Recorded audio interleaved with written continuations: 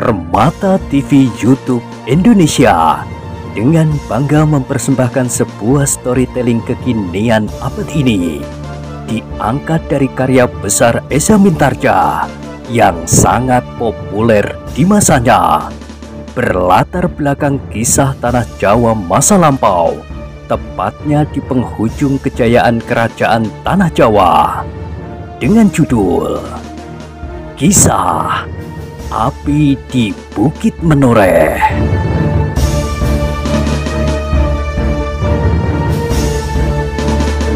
Pada kesempatan yang sangat baik ini, kita masuk pada episode yang ke-417. Selamat menikmati.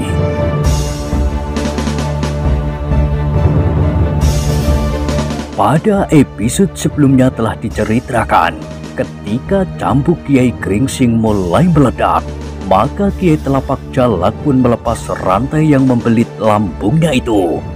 Dengan rantai di tangan kanan dan kerisnya di tangan kiri, ia pun telah siap melawan Kiai Gringsing yang bersenjata cambuk itu. Pertempuran itu pun kemudian menjadi semakin dahsyat. Kedua jenis senjata serupa itu berdesingan di antara dentang senjata yang beradu di medan, sambar menyambar, dan desak-mendesak. Setiap kali kedua jenis senjata itu saling membelit, namun kemudian dengan kekuatan raksasa yang tarik-menarik, belitan itu pun segera terlepas dan perkelahian pun berlangsung pula lebih dahsyat lagi. Demikian pula pertempuran yang berlangsung di seluruh arena. Suto Wijoyo yang bagaikan elang beterbangan itu membuat lawan-lawannya menjadi ngeri dan bertanya-tanya di dalam hati. Apakah Kiai Damar dan Kiai Telapak Jalak tidak segera dapat menyelesaikan lawan-lawannya dan membiarkan burung elang ini beterbangan menyambar-nyambar? Tetapi Kiai Damar dan Kiai Telapak Jalak itu ternyata tidak muncul juga di arena yang panjang itu. Hanya orang-orang yang bertempur di sekitarnya sajalah yang melihat kedua orang kebanggaan mereka itu bertempur dengan sengitnya. Namun mereka pun segera melihat juga bahwa keduanya sama sekali tidak akan segera dapat mengatasi lawan-lawannya. Apalagi Kiai Damar yang selalu terdesak mundur, betapapun ia berusaha menahan arus serangan Ki Sumangkar. Tetapi Kiai Telapak Jalak pun segera merasa bahwa orang yang menyebut dirinya Truno Podang itu pun memiliki ilmu yang tinggi. Di dalam pertempuran itu, Kiai Telapak Jalak merasakan bahwa Truno Podang benar-benar telah menguasai ilmunya dalam ungkapan yang matang. Cambuk yang berputar-putar seperti baling-baling, lecutan yang tiba-tiba, dan ayunan yang mendatar menyambar lambung membuat Kiai Telapak Jalak harus berpikir beberapa kali tentang lawannya. Truno Podang pasti bukan seorang yang sekedar pernah mendapat tempaan oleh seorang guru patisan yang tinggal di padukuhan kecil dan sedikit mempelajari ulah kanuragan yang kasar dan membentuknya sendiri setelah menyadap beberapa tata gerak alam yang dikenalnya sehari-hari. Tetapi orang yang menambahkan diri Truno Podang itu pasti seorang yang mempelajari ilmunya berdasarkan atas pengamatan dan pengolahan yang matang, sehingga seakan-akan Kiai Telapak Jalak merasa telah berhadapan dengan Ki Gede Pemanahan sendiri. Dengan demikian maka perlahan-lahan telah tumbuh kecemasan di hati Kiai Telapak Jalak. Apakah ia benar-benar telah terjebak bersama Kiai Damar ke dalam jaring-jaring yang memang sudah dipersiapkannya? Persetan! Kiai Telapak Jalak menggeram. Namun bagaimanapun juga ia tetap tidak dapat mendesak lawannya Rantainya yang berdesing-desing dan kerisnya yang buram namun memancarkan pantulan cahaya maut sama sekali tidak berhasil mendesak Kiai Gringsing.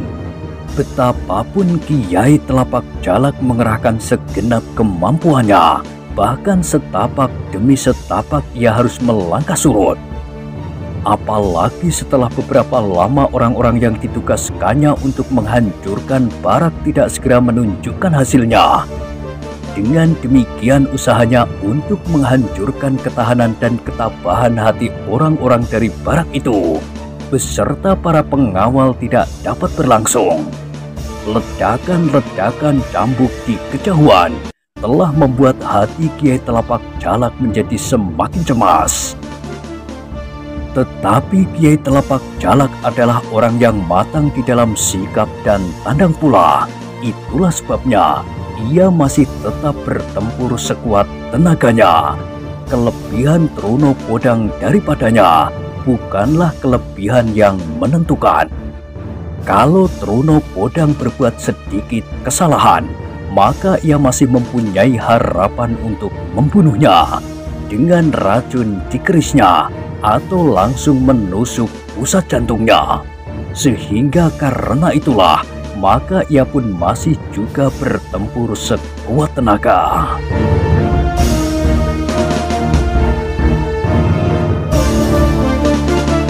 Di medan yang lain, di belakang barak, Agung Sedayu, Swandaru serta kawan-kawannya benar-benar telah berhasil menguasai medan. Lawan-lawan mereka sama sekali sudah tidak berdaya. Beberapa orang terbaring di tanah dengan luka-luka di tubuhnya, sedang beberapa orang yang lain tidak lagi dapat menghindarkan diri dari kematian karena kelengahan mereka atau karena kemarahan orang dari barak itu atau para pengawal. Tetapi kematian memang tidak dapat dihindarkan dari peperangan, karena kematian adalah bunga dari peperangan.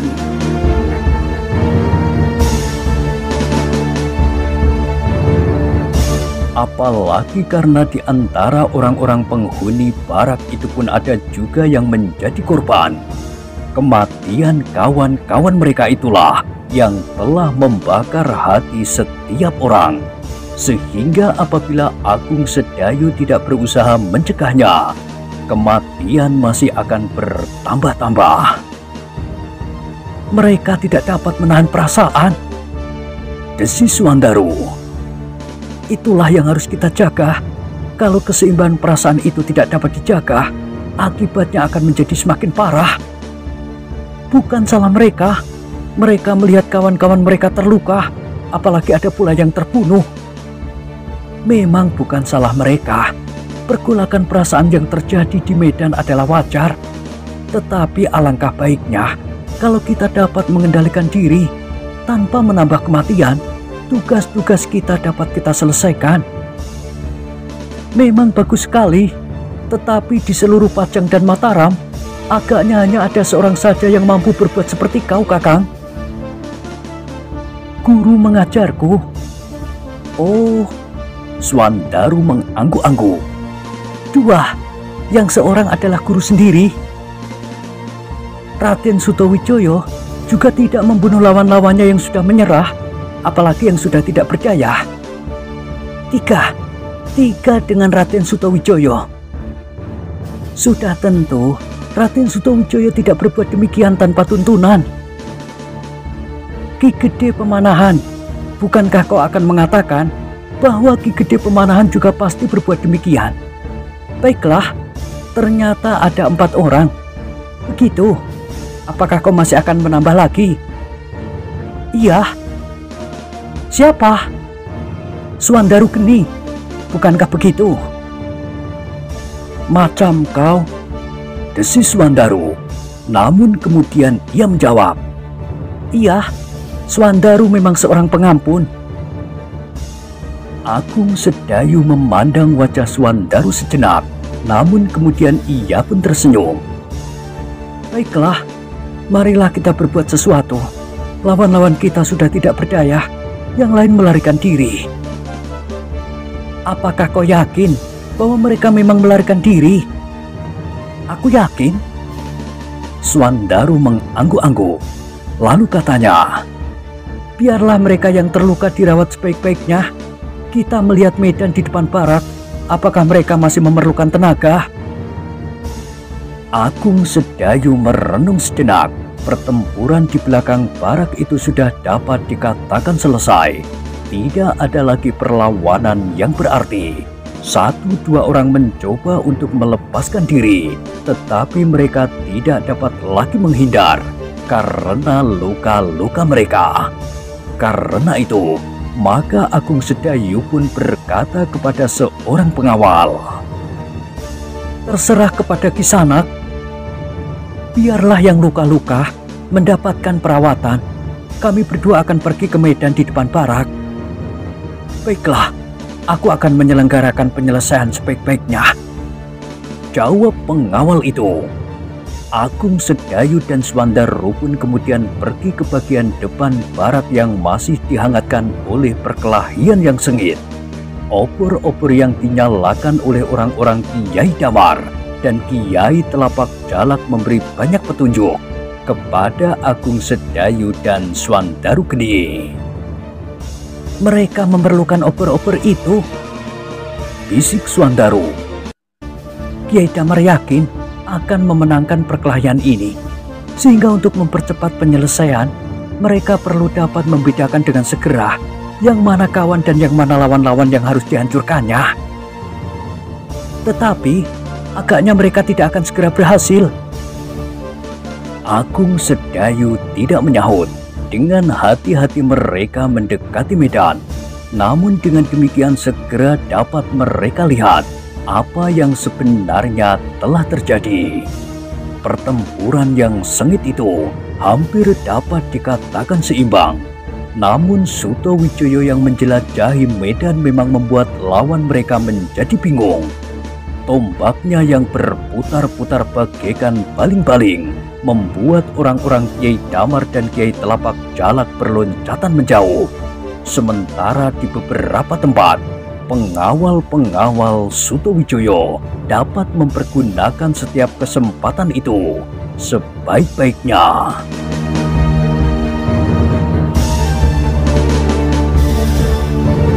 Bahkan orang-orang yang tinggal di barak itu yang semula mulai menjadi kecut, perlahan-lahan telah tergugah lagi keberanian mereka, meskipun mereka tidak setangkas lawan. Tetapi petunjuk-petunjuk yang mereka dapat untuk bertempur berpasangan ternyata sangat berguna bagi mereka, meskipun petunjuk-petunjuk itu terlampau singkat. "Apakah kita akan ikut?" bertanya Swandaru. "Kita belum melihat di mana Kiai Damar dan Kiai Telapak Jalak," sahut Agung Sedayu. "Itu urusan guru dan Kisumangkar." "Iya, tetapi kita harus yakin bahwa keduanya sudah menemukan lawan masing-masing." Swandaru mengangguk-anggukkan kepalanya. Mereka tidak segera melibatkan diri dalam perkelahian itu. Sejenak mereka masih sempat menyelusuri medan dan melihat sengitnya pertempuran. Keduanya mengangguk-anggukkan kepalanya ketika mereka melihat bagaimana Kiai Damar berjuang mati-matian untuk mengelakkan serangan Kisumangkar yang melanda bagaikan angin taufan. "Dukun yang bergelimang racun itu tidak akan dapat bertahan terlampau lama," desis Agung Sedayu. "Iya, Kisumangkar akan segera menyelesaikan. Sekarang kita lihat, guru pasti sedang bertempur melawan Kiai Telapak Jalak." Dan keduanya pun bergeser selangkah demi selangkah. Akhirnya mereka pun menemukan arena perkelahian yang dahsyat antara Kiai Gringsing melawan Kiai Telapak Jalak. Ternyata keduanya adalah orang-orang yang pilih tanding. Meskipun Kiai Gringsing berhasil mendesaknya, namun belum merupakan suatu keyakinan bahwa ia akan berhasil mengalahkan lawannya. "Kita tidak akan dapat mencampurinya," desis Agung Sedayu. Lalu, bertanya Swandaru, kita terjun ke medan? Swandaru mengangguk-anggukkan kepalanya. Sekilas ia melihat bayangan seseorang yang melintas di medan dengan tombak yang berputar-putar. Itulah Raden Sutawijaya, berkata Agung Sedayu. Kita mengikutinya. Tidak perlu, kita membuat arena sendiri. Swandaru menganggukkan kepalanya. Keduanya pun kemudian mendekati medan yang masih riuh. Kami akan ikut serta di medan ini, berkata Agung Sedayu kepada Raden Sutawijaya. Raden Sutawijaya mundur selangkah. Jawabnya, apakah tugasmu sudah selesai? Iya, kami sudah selesai. Baiklah, kita tidak boleh gagal kali ini. Kita harus menyelesaikannya dengan tuntas. Kesempatan seperti kali ini belum tentu akan terulang kembali. Kami akan berbuat sebaik-baiknya. Kita membagi medan. Kalian di sini, aku di ujung yang lain. Ya, kami akan bertempur di sini.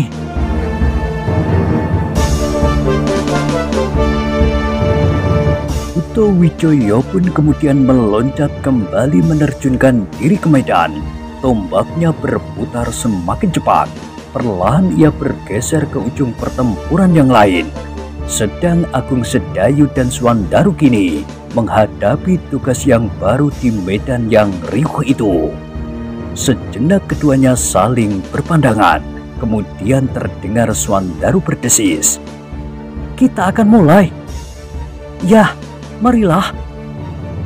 Swandaru mengangguk-angguk dan mereka berdua pun kemudian mulai mengayun-ayunkan cambuk mereka. Sejenak kemudian Agung Sedayu dan Swandaru pun telah berada di tengah-tengah dentang senjata. Sejenak mereka mengamati medan itu, dan sejenak kemudian Swandarulah yang pertama-tama meledakkan cambuknya memekakkan telinga.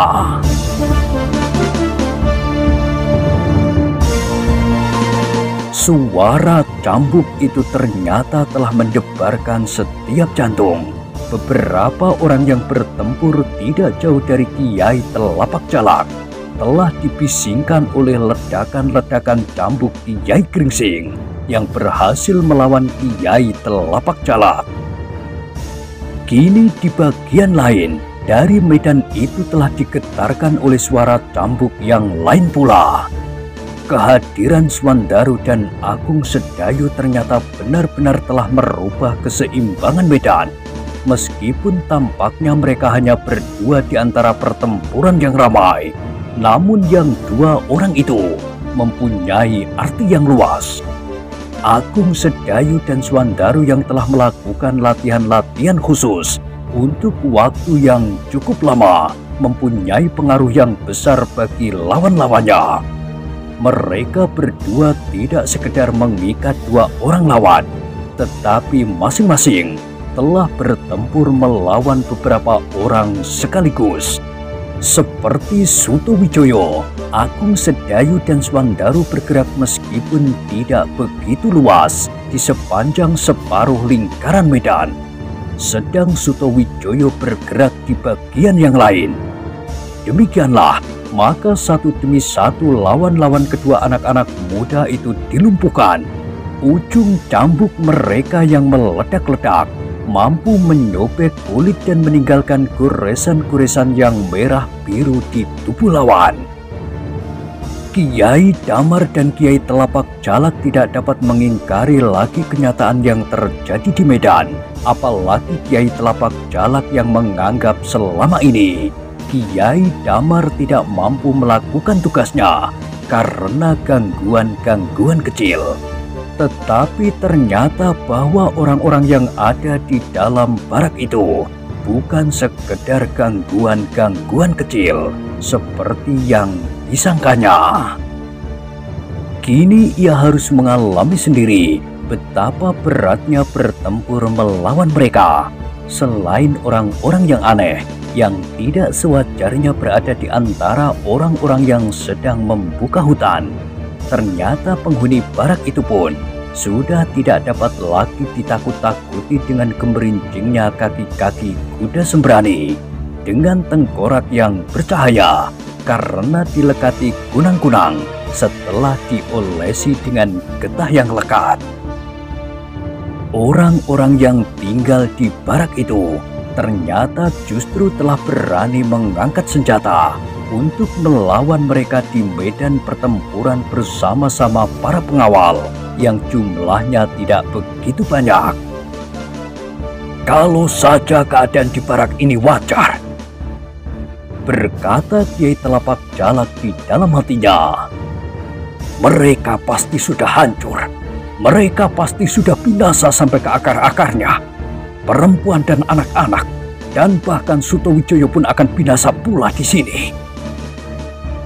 Tetapi kenyataan yang dihadapi benar-benar di luar perhitungan mereka. Dua orang di antara mereka berhasil menghadapi Kiai Damar dan Kiai Telapak Jalak. Bukan saja menahan keduanya, tetapi bahkan mendesaknya. Demikianlah, maka lambat laun akhir dari pertempuran itu menjadi semakin jelas. Betapapun juga orang-orang Kiai Damar dan Kiai Telapak Jalak bertempur dengan cara mereka, namun mereka tidak berhasil mendesak lawannya.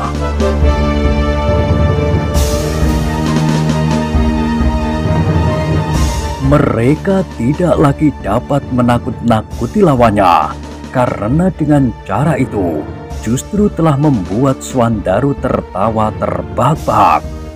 Ketika ada seorang yang menyerangnya sambil berteriak-teriak, maka dengan tangkasnya Swandaru bergeser sambil meledakkan cambuknya untuk membuat lawannya itu terdiam, bahkan menitikkan darah. Kiai Damar pun semakin lama menjadi semakin parah. Betapapun ia berusaha, namun ia tidak akan dapat mengalahkan Ki Sumangkar yang selalu mendesaknya. Yang paling menyakitkan hati Kiai Damar ialah usaha Ki Sumangkar untuk mengalahkannya dengan memaksanya memeras tenaga, sehingga ia akan menjadi lelah dan tidak mampu melawan lagi. Meskipun kadang-kadang Ki Sumangkar mendapat kesempatan untuk mendesaknya dan bahkan membinasakannya, namun Ki Sumangkar agaknya masih juga merasa segan. Sebenarnya lah Ki Sumangkar mengetahui kepentingan Sutowijoyo dengan lawannya. Kalau salah seorang dari pemimpin mereka itu dapat ditangkap hidup-hidup, maka Sutowijoyo akan mendapat kesempatan untuk menyadap keterangan daripadanya. Dan Kiai Damar adalah salah seorang dari pemimpin-pemimpin itu. Menurut perhitungan Ki Sumangkar, lebih mudah menangkap Kiai Damar daripada Kiai Telapak Jalak. Karena menurut penilaian Ki Sumangkar, Kiai Telapak Jalak agaknya memiliki kemampuan yang lebih besar dari Kiai Damar.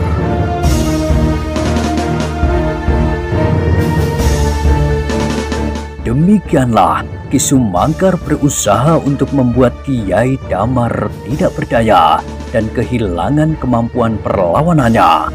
Dengan menekan Kiai Damar terus-menerus tanpa memberinya kesempatan bernafas, Ki Sumangkar mengharap orang itu kehabisan tenaga.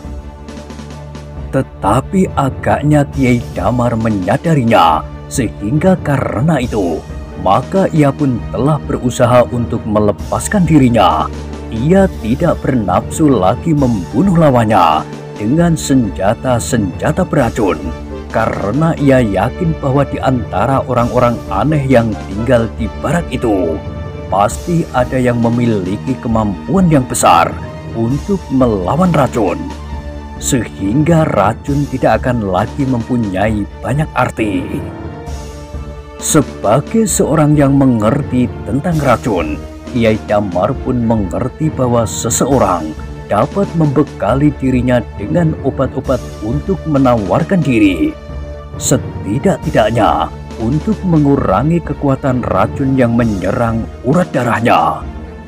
Dalam menghadapi Ki Sumangkar, Kiai Damar ingin mempergunakan cara yang lain, seperti cara yang sering dipergunakannya. Maka ia tidak segan mengorbankan anak buahnya untuk kepentingannya.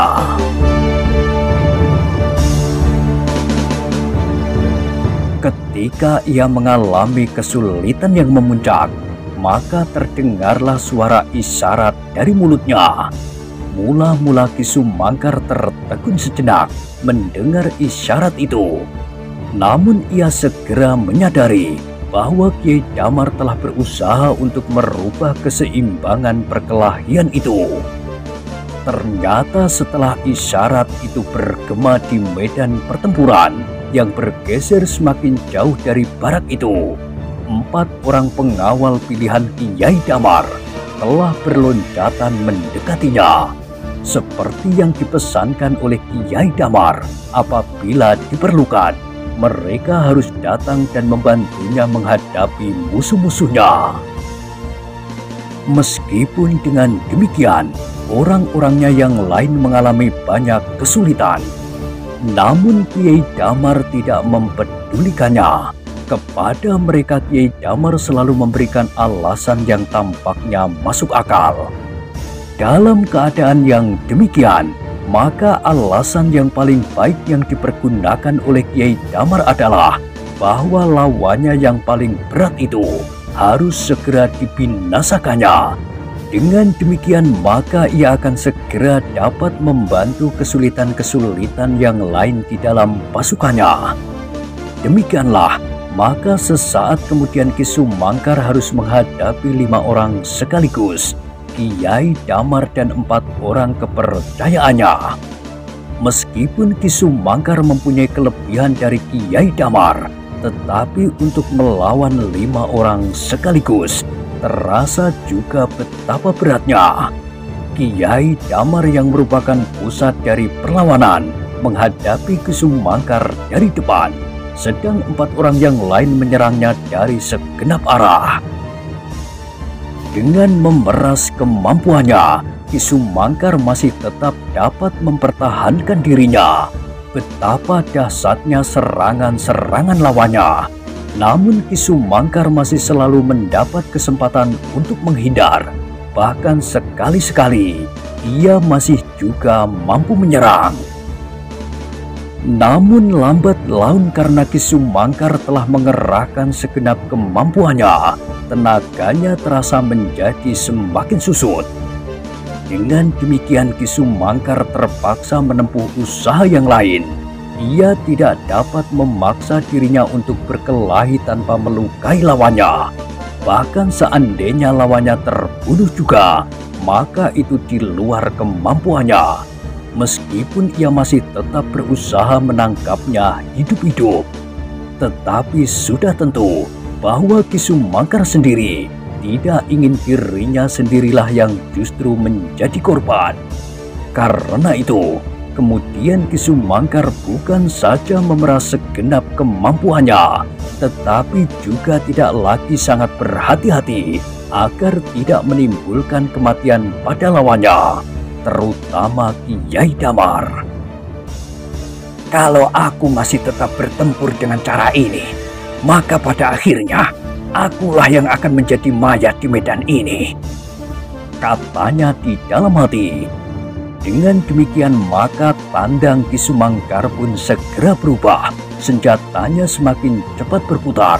Ini pengerahan tenaganya tidak saja ditujukan kepada keempat kawan Kiai Damar dan sebagian yang lain untuk menghindarkan diri dari ujung senjata lawannya. Namun kini justru ia memusatkan serangannya kepada Kiai Damar. Kiai Damar dan kawan-kawannya pun kemudian mengerahkan segenap kemampuan mereka pula. Kalau mereka segera berhasil membinasakan Ki Sumangkar, maka mereka akan segera dapat membantu kawan-kawannya di dalam pertempuran yang berlangsung itu. Karena itulah, maka pertempuran itu menjadi semakin ribut dan sengit. senjata masing-masing berputaran dan menyambar-nyambar. Semakin lama mereka semakin dalam terbenam dalam perkelahian yang seru itu. Betapapun juga Kiai Damar berusaha, tetapi bersama kawan-kawannya ia tidak dapat segera mengalahkan Ki Sumangkar. Apalagi ketika Ki Sumangkar tidak lagi mengekang diri, sehingga justru senjatanya lah yang telah menguasai arena perkelahian itu. Namun Ki Sumangkar terlonjak dan terkejut bukan buatan ketika terasa ujung senjata telah menyengat lengannya. Tanpa sesadarnya, tangan kirinya telah merabanya dan terasa titik darah yang hangat memerah di telapak tangannya itu. Dengan geramnya Ki Sumangkar menggertakkan giginya. Ternyata ialah yang telah terluka lebih dahulu. Ujung tombak salah seorang lawannya itu telah menyentuh lengannya dan melukainya.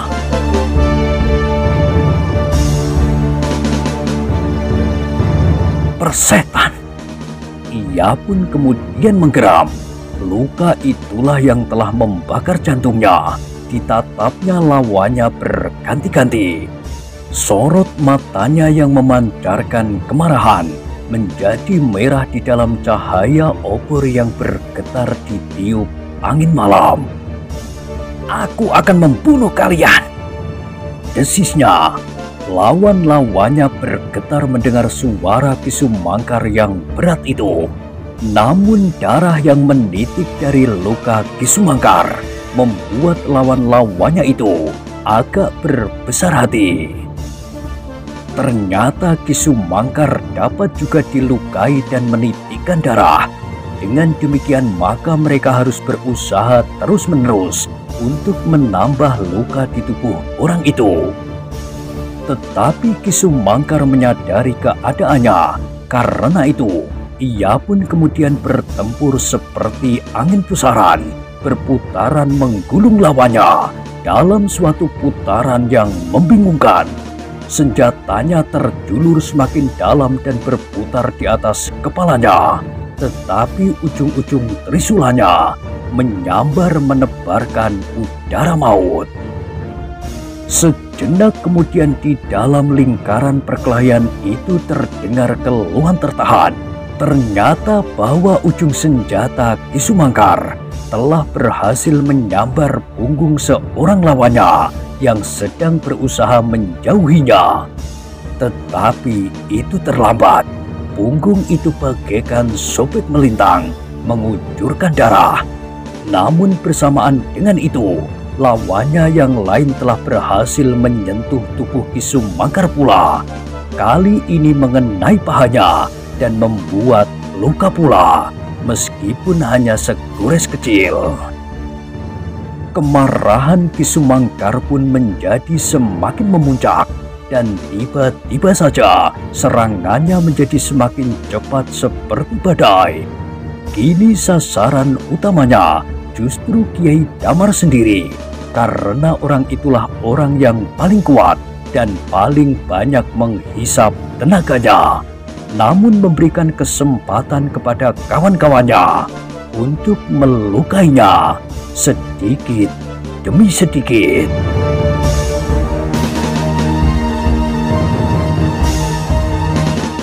Nah, bagaimanakah kisah selanjutnya? Silahkan ikuti terus kisah Api di Bukit Menoreh pada episode berikutnya.